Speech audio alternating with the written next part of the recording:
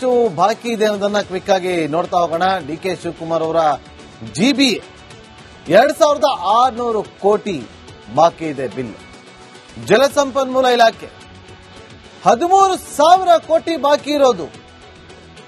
ಇನ್ನು ಲೋಕೋಪಯೋಗಿ ಇಲಾಖೆ ಸಚಿವರಾಗಿರುವಂತಹ ಸತೀಶ್ ಜಾರಕಿಹೊಳಿ ಅವರ ಇಲಾಖೆಯಿಂದ 13,000 ಕೋಟಿ ಬಾಕಿ ಇದೆ. ಆರ್ಡಿಪಿಆರ್ ಇಲಾಖೆಯಿಂದ ಪ್ರಿಯಾಂಕ್ ಖರ್ಗೆ ಅವರ ಇಲಾಖೆ 3,800 ಕೋಟಿ ರೂಪಾಯಿ ಬಾಕಿ ಇರೋದು. ಸಣ್ಣ ನೀರಾವರಿ ಇಲಾಖೆ ಎಸ್ ಬೋಸರಾಜ್ ಅವರ ಇಲಾಖೆಯಲ್ಲಿ 3,000 ಕೋಟಿ ಬಾಕಿ ಇದೆ. ಇನ್ನು ವಸತಿ ಇಲಾಖೆ, ವಸತಿ ಮತ್ತು ವಕ್ಫ್ ಬೋರ್ಡ್ ಜಮೀರ್ ಅಹಮದ್ ಖಾನ್ ಅವರ ಸಚಿವರು, ಆ ಇಲಾಖೆಯಲ್ಲಿ 2,600 ಕೋಟಿ ರೂಪಾಯಿ ಬಾಕಿ ಇದೆ. ಇನ್ನು ನಗರಾಭಿವೃದ್ಧಿ ಬೈರತಿ ಸುರೇಶ್ ಅವರ ಇಲಾಖೆ 2,000 ಕೋಟಿ, ಸಂತೋಷ್ ಲಾಡ್ ಅವರು ಕಾರ್ಮಿಕ ಇಲಾಖೆ 2,000 ಕೋಟಿ ಬಾಕಿ ಇದೆ. ಗಣಿ ಮತ್ತು ಭೂ ವಿಜ್ಞಾನ ಇಲಾಖೆಯ ಎಸ್ ಮಲ್ಲಿಕಾರ್ಜುನ್ ಅವರ ಇಲಾಖೆಯಲ್ಲಿ 2,600 ಕೋಟಿ ಬಾಕಿ ಇದೆಯಂತೆ. ಎಲ್ಲಿ ಹೋಗ್ಬೇಕು ಹೇಳಿ ಅವರು ಕಾಂಟ್ರಾಕ್ಟರ್ಗಳು, ಎಲ್ಲಿ ಹೋಗ್ಬೇಕು? 36,000 ಕೋಟಿನಲ್ಲಿ 50% ಕಮಿಷನ್ ಅಂತಂದ್ರೆ 18,000 ಕೋಟಿ ಕಮಿಷನ್ ಕೊಡಬೇಕಾ? ಇನ್ನೆಲ್ಲಿಂದ ಗುಣಮಟ್ಟದ ಕಾಮಗಾರಿಗಳು ನಡೆಯುತ್ತೆ? ಕಳಪೆ ಕಾಮಗಾರಿಗಳು ಯಾಕೆ ಹೇಳ್ತೀವಿ? ಇದಕ್ಕೇನೆ 100 ರೂಪಾಯಿ ಒಂದು ಅಂದಾಜು ಇಟ್ಕೊಳ್ಳಿ. 100 ರೂಪಾಯಿ ಒಂದು ಸಿಮೆಂಟ್ ಅಂತಂದ್ರೆ ಅದರಲ್ಲಿ 50 ರೂಪಾಯಿ ಕಮಿಷನ್ ಕೊಡ್ತಾನೆ. ಇನ್ನು 50 ರೂಪಾಯಿಗೆ ಏನ್ ಸಿಮೆಂಟ್ ತತ್ತಾನ ಅವನು? ಯಾವ್ದೋ ಕಳಪೆ ಮಟ್ಟ ತಗೊಂಬತ್ತಾನೆ.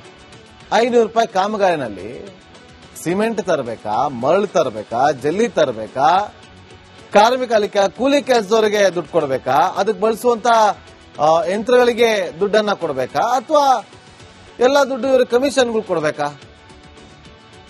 ಅದಕ್ಕೆ ಕಳಪೆ ಗುಣಮಟ್ಟದ ಕಾಮಗಾರಿಗಳಾಗ್ತಾ ಇರೋದು. ಅದಕ್ಕೆ ಇವತ್ತು ರಸ್ತೆಗಳೆಲ್ಲ ಗುಂಡಿಗಳು ಬೀಳ್ತಾ ಇರೋದು. ಯಾಕೆ? ಕಮಿಷನ್ ಕಮಿಷನ್ ಕಮಿಷನ್, ಎಲ್ಲದರಲ್ಲೂ ಕಮಿಷನ್. ಬಿಜೆಪಿಯವರ ಮೇಲೂ ಕೂಡ ಕಮಿಷನ್ ಆರೋಪ ಬಂತು. ಈಗ ಕಾಂಗ್ರೆಸ್ ಸರ್ಕಾರದ ಮೇಲೂ ಕೂಡ ಕಮಿಷನ್ ಆರೋಪ ಬರ್ತಾ ಇದೆ. ಯಾವಾಗ ಇದೆಲ್ಲ ಮುಕ್ತಿ ಆಗುತ್ತೋ ಗೊತ್ತೇ ಆಗೋದಿಲ್ಲ. ಇದೆಲ್ಲ ಸರಿ ಹೋಗುತ್ತೆ ಅಂತ ಅನ್ಸುತ್ತಾ? ದೇವರಣೆಗೂ ಸರಿ ಹೋಗಲ್ಲ ಅಂತ ಅನ್ಸುತ್ತೆ. 36,000 ಕೋಟಿ ಅಷ್ಟರ ಬಿಲ್ ಬಿಡುಗಡೆ ಆಗಬೇಕು ಅಂತಂದ್ರೆ ಅದರಲ್ಲಿ 50% ಇಟ್ಕೊಳ್ಳಿ ಅಂತ ನಾನು ಹೇಳ್ತಾ ಇದ್ದೀನಿ. 50% ಕಮಿಷನ್ ಕೊಡಬೇಕು ಅಂದ್ರೆ ಅಲ್ಲಿ 18,000 ಕೋಟಿ.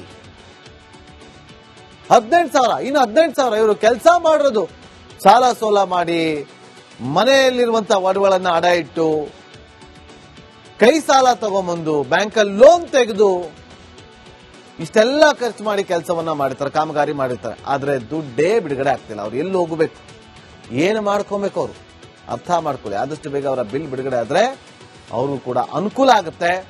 ಮುಂದಿನ ದಿನದಲ್ಲಿ ಕಮಿಷನ್ ಅನ್ನೋದನ್ನ ಕಟ್ ಮಾಡಿ ನೋಡೋಣ, ಅದು ಸಾಧ್ಯ ಆಗುತ್ತಾ? ಭ್ರಷ್ಟಾಚಾರ ರಹಿತ ಸರ್ಕಾರವನ್ನು ನಡೆಸಿದ ಖ್ಯಾತಿ ಸಿದ್ದರಾಮಯ್ಯ ಅವರಿಗಿದೆ ಅಂತೇಳಿ ಪ್ರತಿ ಭಾಷಣದಲ್ಲಿ ಹೇಳ್ಕೊಂಡ್ ಬರ್ತೀರಿ. ಅದನ್ನ ಉಳಿಸ್ಕೊಳ್ಳಿ ಸಿದ್ದರಾಮಯ್ಯ ಅವರೇ. ನೋಡೋಣ ಮುಂದೆ ಬಾಕಿ ಇದೆ ಅನ್ನೋದನ್ನ ಕ್ವಿಕ್ ಆಗಿ ನೋಡ್ತಾ ಹೋಗೋಣ. ಡಿಕೆ ಶಿವಕುಮಾರ್ ಅವರ ಜಿಬಿ 2,600 ಕೋಟಿ ಬಾಕಿ ಇದೆ ಬಿಲ್. ಜಲಸಂಪನ್ಮೂಲ ಇಲಾಖೆ 13,000 ಕೋಟಿ ಬಾಕಿ ಇರೋದು. ಇನ್ನು ಲೋಕೋಪಯೋಗಿ ಇಲಾಖೆ ಸಚಿವರಾಗಿರುವಂತಹ ಸತೀಶ್ ಜಾರಕಿಹೊಳಿ ಅವರ ಇಲಾಖೆಯಿಂದ 13,000 ಕೋಟಿ ಬಾಕಿ ಇದೆ. ಆರ್ಡಿಪಿಆರ್ ಇಲಾಖೆಯಿಂದ ಪ್ರಿಯಾಂಕ್ ಖರ್ಗೆ ಅವರ ಇಲಾಖೆ 3,800 ಕೋಟಿ ರೂಪಾಯಿ ಬಾಕಿ ಇರೋದು. ಸಣ್ಣ ನೀರಾವರಿ ಇಲಾಖೆ ಎಸ್ ಬೋಸರಾಜ್ ಅವರ ಇಲಾಖೆಯಲ್ಲಿ 3,000 ಕೋಟಿ ಬಾಕಿ ಇದೆ. ಇನ್ನು ವಸತಿ ಇಲಾಖೆ, ವಸತಿ ಮತ್ತು ವಕ್ಫ್ ಬೋರ್ಡ್ ಜಮೀರ್ ಅಹಮದ್ ಖಾನ್ ಅವರ ಸಚಿವರು, ಆ ಇಲಾಖೆಯಲ್ಲಿ 2,600 ಕೋಟಿ ರೂಪಾಯಿ ಬಾಕಿ ಇದೆ. ಇನ್ನು ನಗರಾಭಿವೃದ್ಧಿ ಬೈರತಿ ಸುರೇಶ್ ಅವರ ಇಲಾಖೆ 2,000 ಕೋಟಿ, ಸಂತೋಷ್ ಲಾಡ್ ಅವರು ಕಾರ್ಮಿಕ ಇಲಾಖೆ 2,000 ಕೋಟಿ ಬಾಕಿ ಇದೆ. ಗಣಿ ಮತ್ತು ಭೂ ವಿಜ್ಞಾನ ಇಲಾಖೆಯ ಎಸ್ ಮಲ್ಲಿಕಾರ್ಜುನ್ ಅವರ ಇಲಾಖೆಯಲ್ಲಿ 2,600 ಕೋಟಿ ಬಾಕಿ ಇದೆಯಂತೆ. ಎಲ್ಲಿ ಹೋಗ್ಬೇಕು ಹೇಳಿ ಅವರು ಕಾಂಟ್ರಾಕ್ಟರ್ಗಳು, ಎಲ್ಲಿ ಹೋಗ್ಬೇಕು? 36,000 ಕೋಟಿನಲ್ಲಿ 50% ಕಮಿಷನ್ ಅಂತಂದ್ರೆ 18,000 ಕೋಟಿ ಕಮಿಷನ್ ಕೊಡಬೇಕಾ? ಇನ್ನೆಲ್ಲಿಂದ ಗುಣಮಟ್ಟದ ಕಾಮಗಾರಿಗಳು ನಡೆಯುತ್ತೆ? ಕಳಪೆ ಕಾಮಗಾರಿಗಳು ಯಾಕೆ ಹೇಳ್ತೀವಿ? ಇದಕ್ಕೇನೆ 100 ರೂಪಾಯಿ ಒಂದು ಅಂದಾಜು ಇಟ್ಕೊಳ್ಳಿ. 100 ರೂಪಾಯಿ ಒಂದು ಸಿಮೆಂಟ್ ಅಂತಂದ್ರೆ ಅದರಲ್ಲಿ 50 ರೂಪಾಯಿ ಕಮಿಷನ್ ಕೊಡ್ತಾನೆ. ಇನ್ನು 50 ರೂಪಾಯಿಗೆ ಏನ್ ಸಿಮೆಂಟ್ ತತ್ತಾನ ಅವನು? ಯಾವ್ದೋ ಕಳಪೆ ಮಟ್ಟ ತಗೊಂಬತ್ತಾನೆ. 500 ರೂಪಾಯಿ ಕಾಮಗಾರಿನಲ್ಲಿ ಸಿಮೆಂಟ್ ತರಬೇಕಾ, ಮರಳು ತರಬೇಕಾ, ಜಲ್ಲಿ ತರಬೇಕಾ, ಕಾರ್ಮಿಕ ಕೂಲಿ ಕೆಲಸದವರಿಗೆ ದುಡ್ಡು ಕೊಡಬೇಕಾ, ಅದಕ್ಕೆ ಬಳಸುವಂತ ಯಂತ್ರಗಳಿಗೆ ದುಡ್ಡನ್ನ ಕೊಡಬೇಕಾ, ಅಥವಾ ಎಲ್ಲ ದುಡ್ಡು ಇವರು ಕಮಿಷನ್ಗಳು ಕೊಡಬೇಕಾ? ಅದಕ್ಕೆ ಕಳಪೆ ಗುಣಮಟ್ಟದ ಕಾಮಗಾರಿಗಳಾಗ್ತಾ ಇರೋದು. ಅದಕ್ಕೆ ಇವತ್ತು ರಸ್ತೆಗಳೆಲ್ಲ ಗುಂಡಿಗಳು ಬೀಳ್ತಾ ಇರೋದು. ಯಾಕೆ? ಕಮಿಷನ್ ಕಮಿಷನ್ ಕಮಿಷನ್, ಎಲ್ಲದರಲ್ಲೂ ಕಮಿಷನ್. ಬಿಜೆಪಿಯವರ ಮೇಲೂ ಕೂಡ ಕಮಿಷನ್ ಆರೋಪ ಬಂತು. ಈಗ ಕಾಂಗ್ರೆಸ್ ಸರ್ಕಾರದ ಮೇಲೂ ಕೂಡ ಕಮಿಷನ್ ಆರೋಪ ಬರ್ತಾ ಇದೆ. ಯಾವಾಗ ಇದೆಲ್ಲ ಮುಕ್ತಿ ಆಗುತ್ತೋ ಗೊತ್ತೇ ಆಗೋದಿಲ್ಲ. ಇದೆಲ್ಲ ಸರಿ ಹೋಗುತ್ತೆ ಅಂತ ಅನ್ಸುತ್ತಾ? ದೇವರಣೆಗೂ ಸರಿ ಹೋಗಲ್ಲ ಅಂತ ಅನ್ಸುತ್ತೆ. 36,000 ಕೋಟಿ ಅಷ್ಟರ ಬಿಲ್ ಬಿಡುಗಡೆ ಆಗಬೇಕು ಅಂತಂದ್ರೆ ಅದರಲ್ಲಿ 50% ಇಟ್ಕೊಳ್ಳಿ ಅಂತ ನಾನು ಹೇಳ್ತಾ ಇದ್ದೀನಿ. 50% ಕಮಿಷನ್ ಕೊಡಬೇಕು ಅಂದ್ರೆ ಅಲ್ಲಿ 18,000 ಕೋಟಿ. 18,000, ಇನ್ನು 18,000 ಇವರು ಕೆಲಸ ಮಾಡಿರೋದು ಸಾಲ ಸೋಲ ಮಾಡಿ, ಮನೆಯಲ್ಲಿರುವಂತಹ ಒಡವೆಗಳನ್ನ ಅಡ ಇಟ್ಟು, ಕೈ ಸಾಲ ತಗೊಂಬಂದು, ಬ್ಯಾಂಕಲ್ಲಿ ಲೋನ್ ತೆಗೆದು ಇಷ್ಟೆಲ್ಲ ಖರ್ಚು ಮಾಡಿ ಕೆಲಸವನ್ನ ಮಾಡಿರ್ತಾರೆ, ಕಾಮಗಾರಿ ಮಾಡಿರ್ತಾರೆ. ಆದ್ರೆ ದುಡ್ಡೇ ಬಿಡುಗಡೆ ಆಗ್ತಿಲ್ಲ. ಅವ್ರು ಎಲ್ಲಿ ಹೋಗಬೇಕು, ಏನು ಮಾಡ್ಕೊಬೇಕು, ಅವರು ಅರ್ಥ ಮಾಡ್ಕೊಳ್ಳಿ. ಆದಷ್ಟು ಬೇಗ ಅವರ ಬಿಲ್ ಬಿಡುಗಡೆ ಆದ್ರೆ ಅವ್ರಿಗೂ ಕೂಡ ಅನುಕೂಲ ಆಗುತ್ತೆ. ಮುಂದಿನ ದಿನದಲ್ಲಿ ಕಮಿಷನ್ ಅನ್ನೋದನ್ನ ಕಟ್ ಮಾಡಿ ನೋಡೋಣ, ಅದು ಸಾಧ್ಯ ಆಗುತ್ತಾ? ಭ್ರಷ್ಟಾಚಾರ ರಹಿತ ಸರ್ಕಾರವನ್ನು ನಡೆಸಿದ ಖ್ಯಾತಿ ಸಿದ್ದರಾಮಯ್ಯ ಅವರಿಗಿದೆ ಅಂತೇಳಿ ಪ್ರತಿ ಭಾಷಣದಲ್ಲಿ ಹೇಳ್ಕೊಂಡ್ ಬರ್ತೀರಿ. ಅದನ್ನ ಉಳಿಸ್ಕೊಳ್ಳಿ ಸಿದ್ದರಾಮಯ್ಯ ಅವರೇ.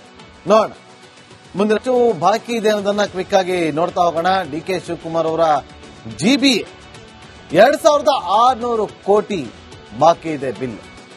ಜಲಸಂಪನ್ಮೂಲ ಇಲಾಖೆ 13,000 ಕೋಟಿ ಬಾಕಿ ಇರೋದು.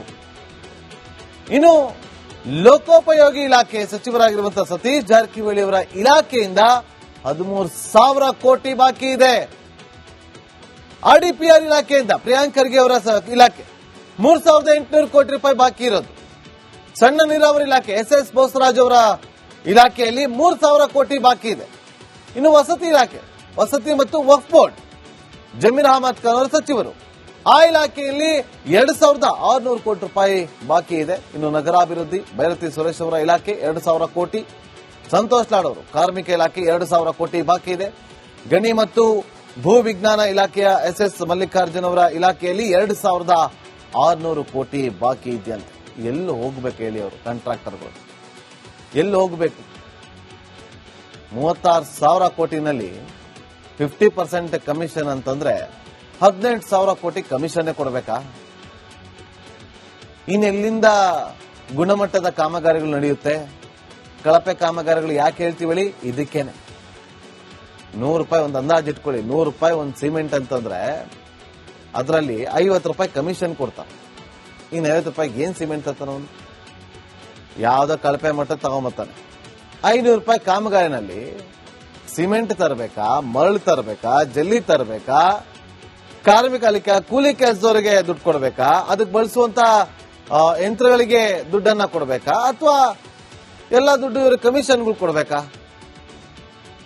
ಅದಕ್ಕೆ ಕಳಪೆ ಗುಣಮಟ್ಟದ ಕಾಮಗಾರಿಗಳಾಗ್ತಾ ಇರೋದು. ಅದಕ್ಕೆ ಇವತ್ತು ರಸ್ತೆಗಳೆಲ್ಲ ಗುಂಡಿಗಳು ಬೀಳ್ತಾ ಇರೋದು.